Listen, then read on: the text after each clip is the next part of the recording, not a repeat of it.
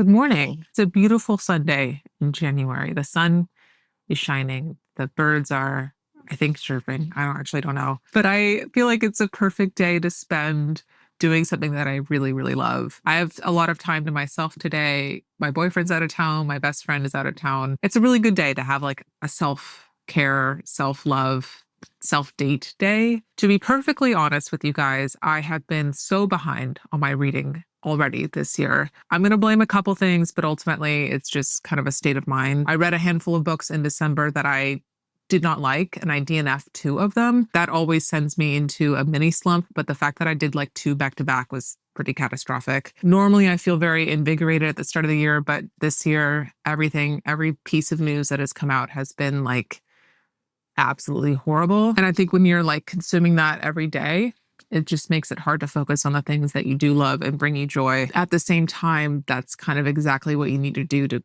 counteract that a little bit. I've been setting boundaries with myself and social media lately, and the news, so I don't consume it all at once. I've noticed that has a huge impact on my mental health, and that's kind of a theme for today. So I'm going to spend the day offline and I'm going to read a whole book. I have 3 options for the book that I'm going to read today, and I think I'm going to do like a little test to see which one really speaks to me. Just read like the first chapter or 2 of each. So I'll show you the books before I do that. COQ AU VIN by Charlotte Carter. This is the sequel to Rhode Island Red, and I've had it on my shelf for a really long time because I loved Rhode Island Red, and I've been wanting to read this for a while. This is about a jazz saxophonist who goes to Paris because she's also a French translator. It's like a noir mystery, and it's not so much of a detective novel. It's more like things happening to her, and she figures it out like happenstance. The second book is, of course, 5 Little Pigs by Agatha Christie. I keep calling this 3 Little Pigs in my head, which is a personal fault. This is a Poirot mystery, and it's been, again, on my shelf for a really long time. It's one of her ones that is,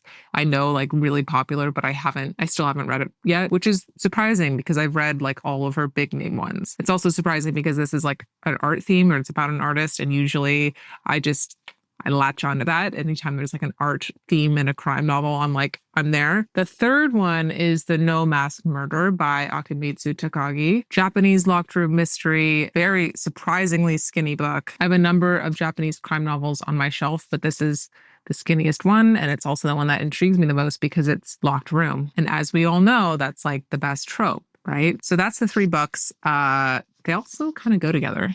I love it. I have a hunch of what I'm going to actually go with, but for the purposes of, giving this a fair chance, I will be reading like 1 or 2 pages from each one or a chapter from each one, just seeing what I respond to. After that, I'm going to read a little bit here, and then I think I'm going to take this show on the road. I'm going to go get myself lunch, maybe a little drink or something, and go eat it in a nice place where I can read quietly. I have a few ideas for that, but nothing is decided yet. The only thing I have like set in stone today is my dance class at 4. Otherwise, world's my oyster. Before I get into it, I'm going to brick my phone. Hold on. This is a brick device. This is my phone. This is not sponsored or anything. I've just been using this since like October or something. You buy this and there's an app for your phone. And within the brick app, you select which applications you don't want to access when your phone is bricked. I only have one main setting, which is closing off all of my social media and like mobile games. And then I can leave this little device at home or in the car or something, so I can't access my phone while I'm out or access the restricted apps. So I'll show you how I use it. Brick app. We tap that, tap this, and my phone is now bricked. And there's a countdown on the screen, and I always try to set it for at least 1 hour, especially during the workday. I mostly do this at my desk, but today I think I'm going to try to do almost the whole day. We'll see where I'm at the end of this. And with that, let's test out the books. Book number 1, COQ AU VIN. Well, the first sentence is, "Damn, I was tired." It's going to be good.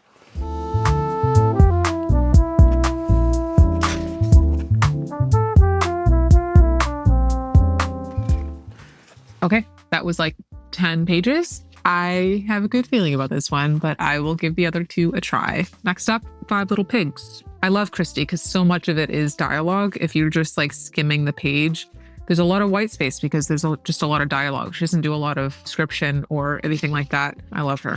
Introduction. Is that part of the book? Yeah. Okay, I'll read the introduction. Page 2, and there's already a mention of his egg-shaped head. Classic.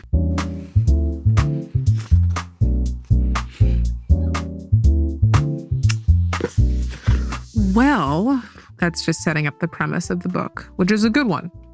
One must admit. Egg-shaped head. All right, let me see you. Okay, that is tempting, I will admit, but we'll also try out the third one. Stiff little book. Oh my God. These margins are kind of dense, not gonna lie. I'll read the prologue. How's that? It's only a couple pages.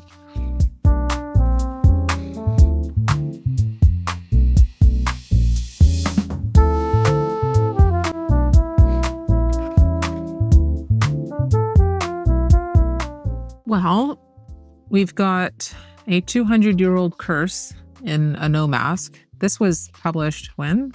1951. We've got a 16-year-old case to be solved by Poirot. Of course, who else would do it? This was published 1942. And then I actually read the back cover of this because the first few pages don't quite get into it. Nanette, the main character's aunt, goes missing, and so she goes to Paris to track her down. This was published in the 90s, I think. 1999. The first book is like perfect, like so of the era. I was obsessed with it. So no surprise here, I am going to read this. I'll save the other two for later. I'm just reading Seven Dials right now. I don't really feel like reading another Christie at the same time. Not because I'm going to get them too mixed up, but just for variety's sake. And this one just seems a little bit not my speed right now. I think I can't do anything too technical. Sorry, I have to read something kind of jazzy and fun and more carefree. So yeah, I'm going to continue reading this. We'll see how far I get. And then I'll take you with me out on the town to finish it, hopefully. Bye.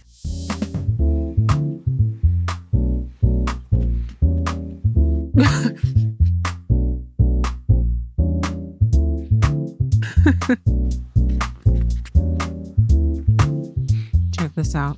Lush Life, you guys. 2016, call Zara Larsson immediately. I also wanted to show you something really funny in the text.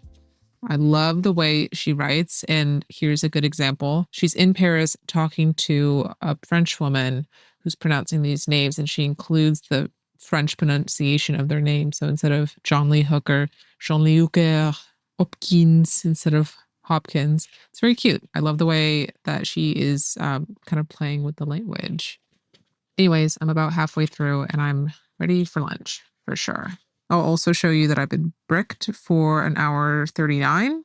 So definitely time for lunch. Also look, Poirot is on my lock screen. But yeah, stoked on that. I'm on track to finish it today easily. So I think I'm going to have to bring a backup book with me to lunch. All right, just to check in, quick pit stop at the P.O. box. I got a book. That'd be fun to open it.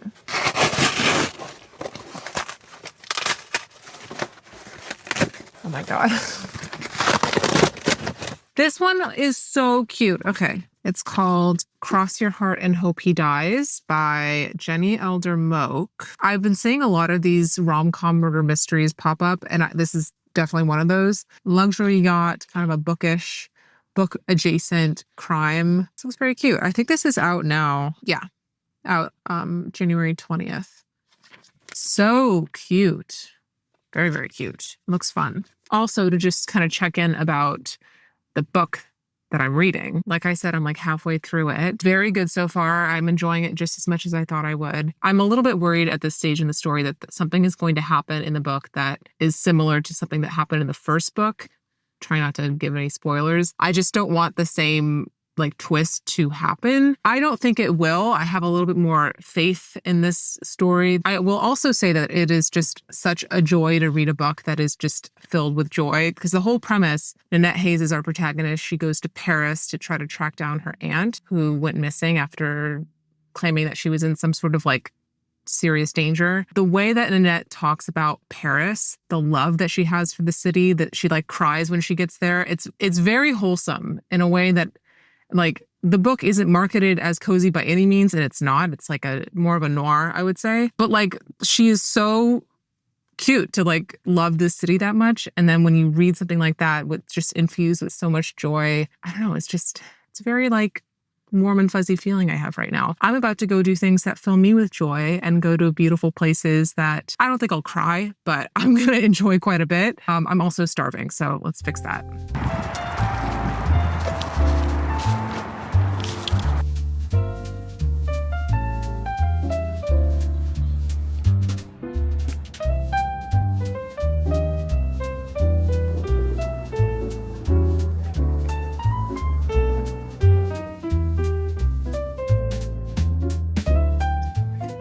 Literally perfect weather.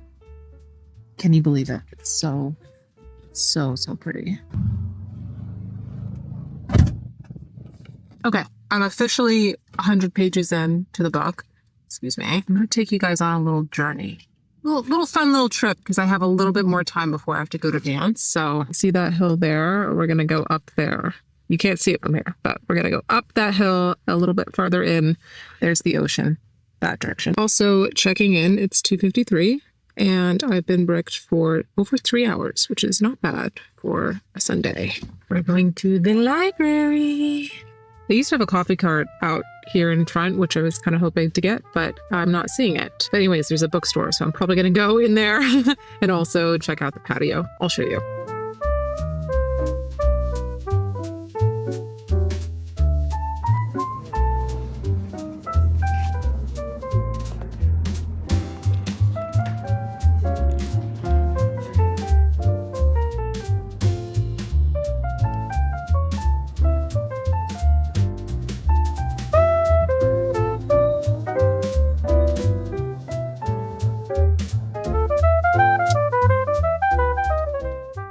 I used to be very uncomfortable with being alone.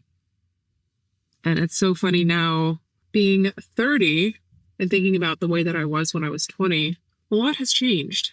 Anyways, I had a really, really good day, just kind of hanging out with myself, which in and of itself is not only a pleasure, but kind of a privilege to have some time to yourself. I'm about to go into my dance class.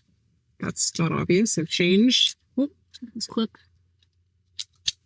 Very strong, so I can spend some time with people, which will be lovely. I'm also a little bit early, which is rare. It feels really good. I'm almost done with the book, and I figure I'll just check in with you maybe at the end of the day and just see where it's going. I feel really good about the ending currently. I think I'm going to like it. And dare I say, I think this series, pending the third book, which I have yet to read, obviously, because I'm still finishing the second, it might be one of my favorite series. It's got the same vibe to me as Vicky Bliss, which is my favorite series. Elizabeth Peters, Vicky Bliss. Just got a tattoo of it, too. You see that? Yeah, definitely this way. It's from Street of the Five Moons, which is the second book in the series. The first edition has a little moon on the page, and I wanted that moon so bad, and I finally got it. It also reminds me of a book I read when I was 20, weirdly enough, called The Dead Avocado by Elaine Dundy. It's also set in Paris, also about a young woman trying to find her place in the world, which is kind of the vibe of Nanette still. It also has like a crime angle to it if you're interested. I don't remember a lot of the details about it because, again, I read it like 10 years ago, but I do remember it being one of my favorite books of all time. I would call it that still, if I could, dare I say. Even though I don't remember a lot of it, I remember it just being really impactful on me, and I'm clearly still thinking about it. Anyways, I'm off to class, and I'll talk to you tonight.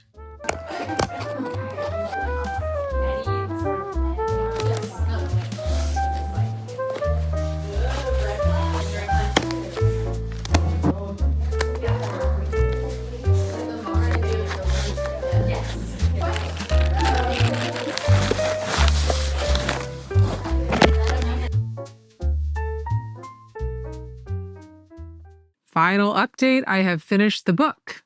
Let's talk. One of my most frequently asked questions just on the internet is how I read only one genre, only crime fiction. This is why. This is how I can do it. Once you start reading a lot of different types of books within the same genre, you realize how varied they really are. And with mystery in particular, there are so many subgenres, so many different types of books, so many tropes and expectations to have when you go into a mystery novel. It's the kind of genre you can read over and over again without getting tired. With me and my personal tastes, I've talked about this before, I tend to really gravitate towards very classic detective fiction. A good detective novel is something that is very regimented. There's suspects, there's clues, interviews, and a very methodical approach to investigating the mystery. Both Charlotte Carter books that I have read have been the exact opposite of that. These are stories, really novels that are centered around a crime, and they unfold so organically. As insane as the story sounds, it's very convincing. It feels very, very real. And with Nanette in particular,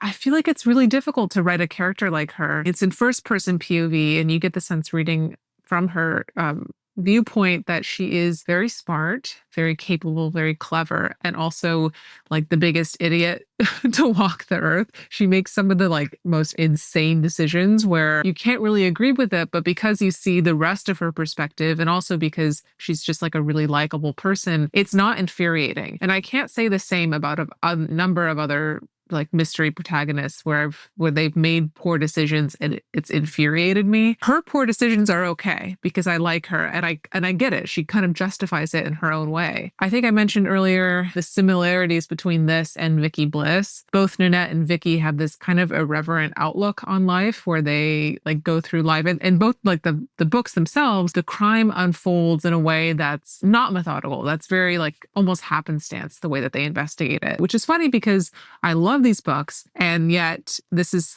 not the type of mystery that I tend to really, really, really love. It goes to show you, again, the variety of the genre. I think in terms of comparing this one to the first book in the series, Rhode Island Red, love both. Both had the same writing style.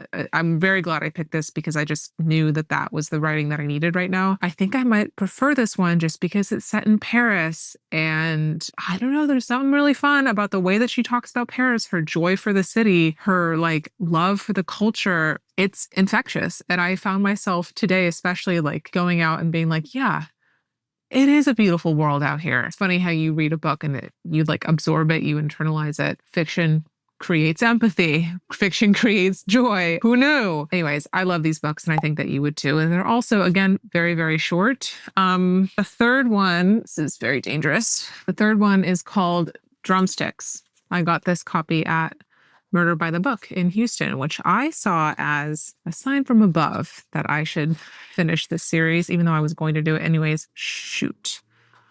I gotta take off this sticker. Anyways, I'm not sure what the premise of this one is yet, but it's not in Paris, unfortunately. Would I do this again? Definitely. I had a really, really good day. Vlogging is a different experience for me. I'm not used to doing it, but I did have a good time staying offline and just reading one book in one day to kind of reset my brain. I've been offline off of all social media for almost 8.5 hours, 8 hours, 27.